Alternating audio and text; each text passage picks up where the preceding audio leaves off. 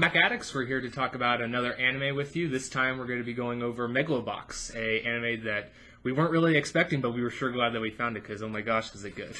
Yeah, it's one of my favorite of the season for sure. Yeah, it's been great. So starting us off, Michael's going to talk about the summary, so give you kind of an idea. So, this is kind of pictured in a, I would say, mostly post-apocalyptic universe. The person you follow, Joe, he is basically fighting in the underground, and it's like not even a ghetto, it's like a wilderness where like some people happen to be. It's the outside of the city where like if you're outside of the city, you're basically garbage compared to everybody else. Yeah, he doesn't have a citizenship, he doesn't really have a name. Joe's kind of the name he chose. So it's his journey as a boxer. He's pretty good at the start, but he's basically forced to lose matches because he works with the mob. Then over a series of events, he meets the champion of the world, basically in Megalobox, which is a little bit different than normal boxing. They have gear. Yeah. So it's like an exosuit type thing. Well, it's not a suit, but it's like have you seen like Elysium or like one of the Call of Duty Advanced Warfare? It's kind of like that, where it's just like the arms and like the shoulder blades. Yeah. So basically, it makes their punches more powerful, however slightly slower for most people. Yeah. So and then the champ comes and has a fight with him in the underground, basically destroys him, and then he beats him, and it's his journey of redemption, going back and fighting against a bunch of champion level fighters, getting better, getting a better trainer, and learning more about boxing. So it's basically his journey, and then the mob also plays a prominent role in this anime. Yeah. So I guess I'll go into a little bit more depth of like the characters. So like Michael was saying, our main character is when we first get introduced to him, he is the junkyard dog, but later he becomes Joe, which you'll find out a little bit more of his other boxing title later. But he's I won't go too much because Michael mostly covered it, but he's a really interesting guy. He's probably like one of the best things about him is just his smart talk. He's got quite a mouth on him. It's pretty funny. His trainer is Mr. Nambu. I'm not sure how they never say his name much. They just call him Pops. That's like his. And he's a scorpion as well. Yes, he's a. Which plays into the plot later, but we won't go into. Yeah, that's a foreshadowing for you guys. He's kind of been there with Joe since the start of, and he's kind of been the one orchestrating and telling Joe to been throwing the fights, but he later becomes kind of a real mentor and his boxing coach. We have Sachio, which is a little, I guess you could say, homeless kid, been an orphan, and he kind of is their side ring helper. You know, he'll help with gear and giving water and everything for him. So, which he's not an annoyance at all. I thought he was going to be in the first episode. Yeah, I thought it was going to be something where they're like, oh, he's going to do something like pretty worthless and it's going to be kind of annoying. But he helped a lot. Like sometimes he's more helpful than his actual coach. Yeah. But anyway, we get on to the champion of the Megalobox, which Michael's talking a little bit. His name is Yuri, and he's with a team called Shirato, which is led by a big gear company entrepreneur, I guess you could say, and her name is Yukiko. Again, the CEO of the company. Yeah. Pardon my pronunciations, but yeah, she's kind of like she's kind of a dick when you first see her, but each of them got their own layers and backstory, as well as some of the other fighters. I think she's probably the least developed character. Yeah, and we don't see a whole lot of her anyway. She's just kind of something that furthers the plot in some areas, but like Michael said, she hardly shows up. Which probably the only other big component of this story is the mobster that basically starts the story and becomes kind of an integral part throughout the whole thing, and that is Fujimaki. He's I guess sort of he's a businessman type mobster, so he works with you, but only if you have a proper transaction with him. And I think he's the scariest mobster that didn't kill anyone on screen. Yeah. Yeah, he's got like Godfather level like threats, but he doesn't really execute anything by himself, I guess what you say. So, but still a really interesting aspect. There are other fighters you'll see, like we got some interesting ones, like Lion Burrows, which is American? American German. He speaks English. Yeah, he speaks English, which is always fun to watch. We have like the Spanish guy who's supposed to be like aspiring Pepe Inglés. Yeah, he's pretty fun. And and then we also have like another character. I won't tell you a whole lot because we're not going to want to spoil anything, but you do get to see a guy named. How do you help me, Michael? Is that Aragaki? Aragaki. Yeah. Aragaki. Which this is probably for me the most intriguing fighter besides Yuri, and I really liked seeing his because I think mainly because he's like one of the only other fighters we see backstory for. But that's basically all of the characters. I'll let maybe if you want to go into a little bit more detail when we're talking about highlights, but we're probably gonna go into some of our favorite aspects of this show. So, Michael, do you want to start us off? I think in a fighting show like this, it's got to have good fights. Does it have good fights? Yes. I think they even accelerate, get better and better almost every fight. I can say honestly that sometimes you think, how are they going to top this? He's beat a guy who's super fast or whatever. He's gone against, how are they going to be faster? But it's kind of revealed in the show, and I liked the mobster element. I like the coach's interaction with the mob. I don't want to give up too much about their relationship, but it's pretty suspenseful because you don't really know what's going to happen. I like the kid. I like the interactions between Yuri and Joe towards the end of the show, and even in the beginning, how they kind of communicate with each other and are true rivals.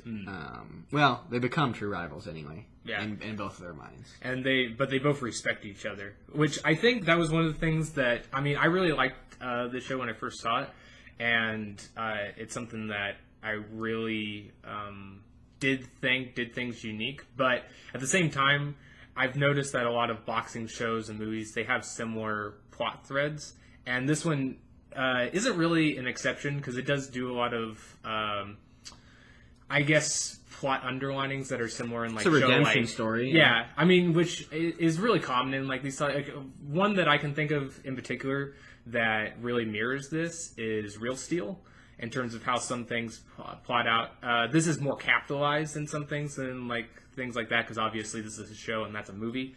But overall, I thought that they took something that was predictable and they made it unique in their own, and it was super interesting to see, because even though like some of the plot lines are like, oh, I've seen this before, it doesn't necessarily play out the same way that you've seen it in other shows that are boxing related.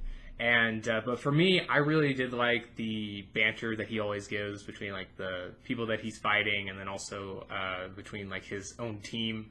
But the fights I thought were really good. I would say that towards the beginning, you're kind of wondering, like, well, how is he going to get up in the ranks?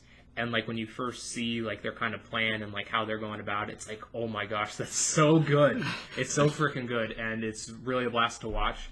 And then, like, you get into, kind of the bigger enemies, or his fighters, opponents, and I would say it's really hard, because, you got something like you want to top, because they're like, oh, they're always faster, they're always stronger.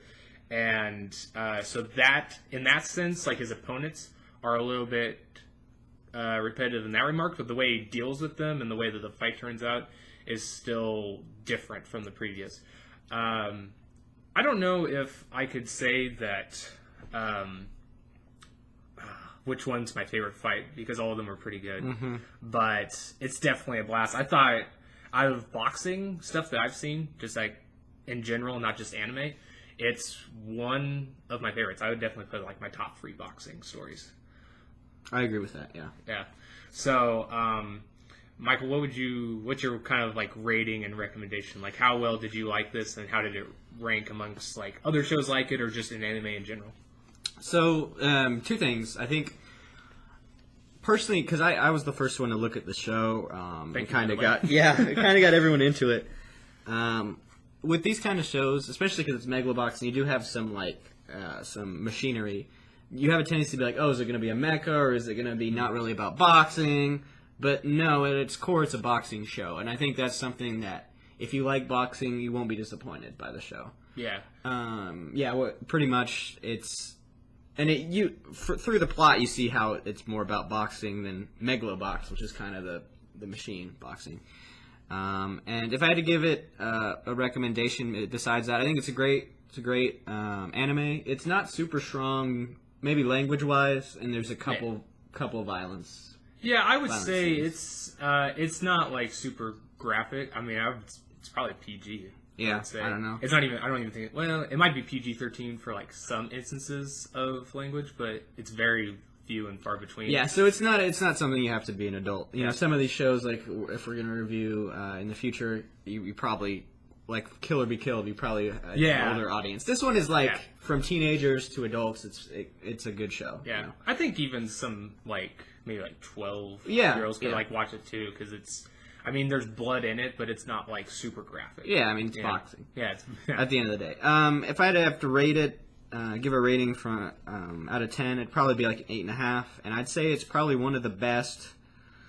It's one of the best boxing things that I've watched. I think it blows Blue Steel out of the water. That movie is good, but it's nothing like this. I think it's more on the side of like Rocky the anime, if I had to describe it. Yeah. And it's a great redemption story. You really like Joe, you like the coach somewhat, and you like the kid as well. And a lot of likable characters, and you really are rooting for him as an underdog. I think it's one of the best underdog animes I've watched. Yeah, and I like how they have conflict, like they have internal conflict within their team, and even like as like internally, like as an individual. But it doesn't disrupt the flow of the plot. There's like a lot of times where you'll see like in boxing where they'll like have something happen and then they're like, no, I'm done, and then like somebody has to come in and like bring them back. Like there's never an instance of like in here like there might be some things that pop up that you're like, ooh, how's that going to play off of it? But they're always moving forward, and that was something that I liked, that they didn't like they were able to have those like real moments, you know, like down to earth moments in between like two characters, but it didn't affect like the thing you wanted to see, like seeing a match play out. Yeah. You know, and that was one of the things that I thought really helped this. I agree with Michael and like my previous statement saying that it is one of the best boxing things I've seen, and for that I would I'd probably rate it an 8, and because I was thinking about a 7.5, like if I compared it to like everything, but if you're talking like a specific genre of just non like I guess lethal anime, it's definitely an 8, because it's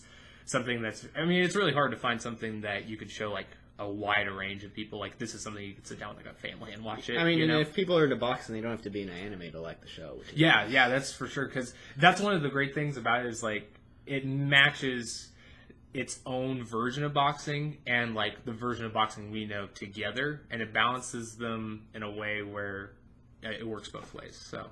But yeah, that's definitely my rating of it, and I would highly recommend it to, like Michael said, basically anybody that likes boxing in particular, or just wants to see a really interesting anime and like somebody overcome something that they maybe primarily wouldn't be thought to have accomplished. So, but do you have any final sayings for us, Michael? No, just it's a great underdog anime. I really like the characters, and we just finished watching it like a couple hours ago, pretty much. Yeah, and we loved it, and maybe we'll do a discussion on this later if we get another person to watch it with us. Yeah, might be something. I know Michael is going to be out of the videos for a couple weeks because he's got something going on.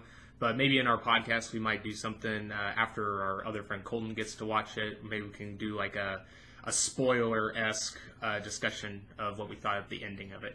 So if you want to do that, stay tuned. We'll let you guys know about that. As always, if you want to check out any of our other content, be sure to subscribe to our YouTube channel. We got videos coming out regularly. If you want to go follow us on Twitter, Instagram, we got accounts for there. You can check out our podcast, which is on SoundCloud. It's called Intervention Prevention, and it comes out every Sunday. So until next video, we'll see you guys later. Peace. Later, Addicts.